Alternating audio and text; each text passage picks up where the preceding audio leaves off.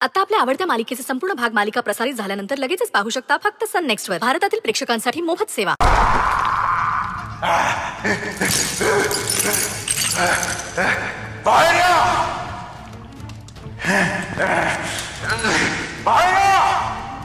तुम्ही फार काळ लपून राहू शकणार नाही. तरी बाहेर या. मी म्हटले ना, तुम्ही फार काळ लपून राहू शकणार नाही.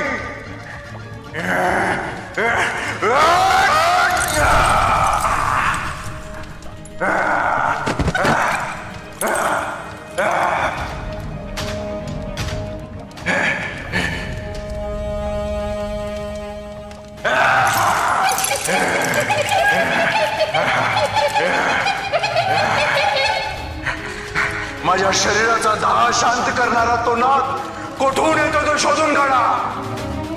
जा आणि तो नाद कुठून येतोय तो शोधून काढा.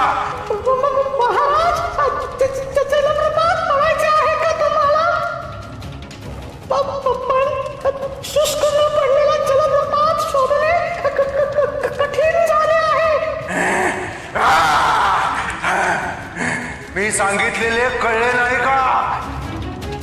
मला जल नाही, तो नाद हवाय. ज्याने माझ्या शरीराची दाह शांत केली होती सगळीकडे शोधा आणि त्या नादाचा उगमस्थान शोधून काढा. या गुहेत तो नाद घुमलाच पाहिजे. त्यानेच माझ्या शरीराचा दाह शांत होईल. आणि एक गोष्ट लक्षात ठेवा, जर ते तुम्हाला शक्य झाले नाही तर या संपूर्ण सृष्टीस माझ्या अत्यंत रुद्र रूपात सामोरे जावे लागेल.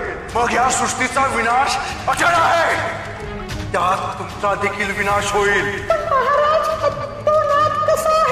तो अनोखा नाद आहे.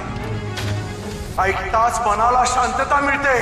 तुमच्याही वेळेत तुम्हाला तो ऐकता क्षणी कळेल की हाच तो नाद.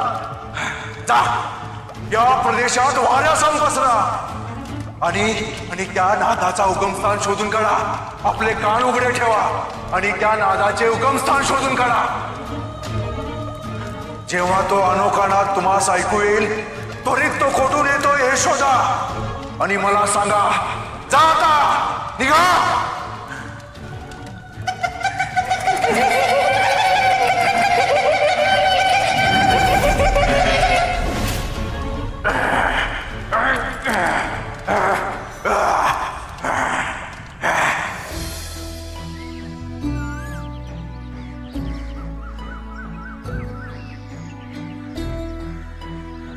महादेवा, अहो पार्वती मातेनं आपण कोण आहात ओळखलं आहे, मग त्यांना सत्य तुम्ही का नाही सांगत?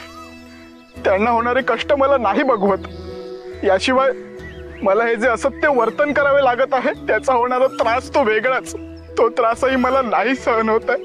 नंदी, तू रडू नकोस. मी तुला जे सांगितले तेच तू केले आहेस. तेव्हा इतके मनात लावून घेऊ नकोस. या मागच्या साऱ्या गोष्टीची तुला मी उकल करून सांगतो. हे बघ, शाप आणि उशाप यामधला कालावधी कमी करणे अशक्य असते. जसे मनुष्याला जडलेला रोग हा त्याचा ठराविक कालावधी पूर्ण करतो, तसेच शापाचे आहे. उशाप हा शापरूपी रोगावरचे औषध आहे. त्या औषधाचा परिणाम व्हायला योग्य तो कालावधी लागतोच, पण एकदा का परिणाम साधला की तो रोग समूळ नष्ट होतो.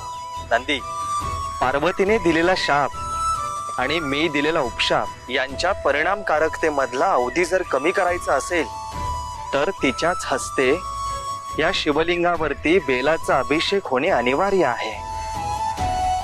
या अभिषेकाने तिच्या मनात आपण दिलेल्या शापाबद्दल पश्चातापाची भावना निर्माण होईल आणि मगच शापाचे बळ कमी होईल. मग हळूहळू उपशाप कार्यरत होऊ लागेल. त्यामुळे तू ह्या साऱ्याचे अधिक वाईट वाटून घेऊ नकोस. ह्यात तुझ्या मातेचे आणि पर्यायाने कलियुगाचे भलेच आहे. नंदी, या नियतीच्या चक्रात जे जे योग्य आहे तेच आपण करत आहोत. तेव्हा तू वृथा चिंता करू नकोस. महादेव, अहो तुमचा हा खेळ माझ्यासारख्याला कसा समजावा? मी फक्त एवढंच जाणतो की या सगळ्याचा माझ्या मातेला काही त्रास होऊ देऊ नये.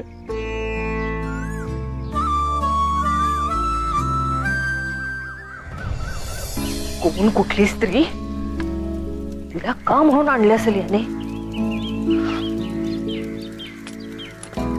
अभिषेक करायचा घाट घातला मी, त्यासाठी सिद्धता केली मी, लोकांना मनवले मी, आणि हा म्हातारा ऐन वेळेस तिला घेऊन आला. शोभते का याला?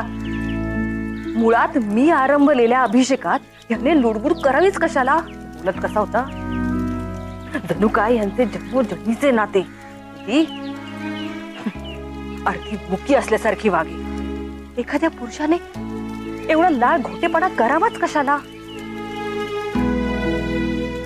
एक एक शब्दही पडू देत नव्हता. पण त्या तर फारशा काहीच बोलल्या नाहीत. मग त्यांना दोष देऊन काय उपयोग? यांनी ऐकले की काय?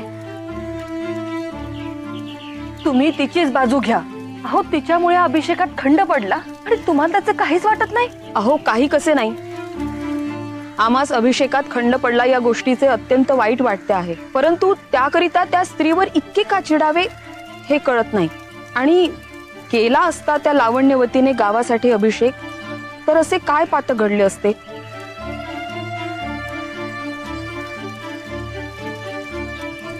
हे बघा, झाले गेले सोडून देऊया, पण हा अभिषेक होणे गरजेचे आहे लोकांच्या भल्यासाठी, त्या वेताळाचा त्रास कमी होण्यासाठी.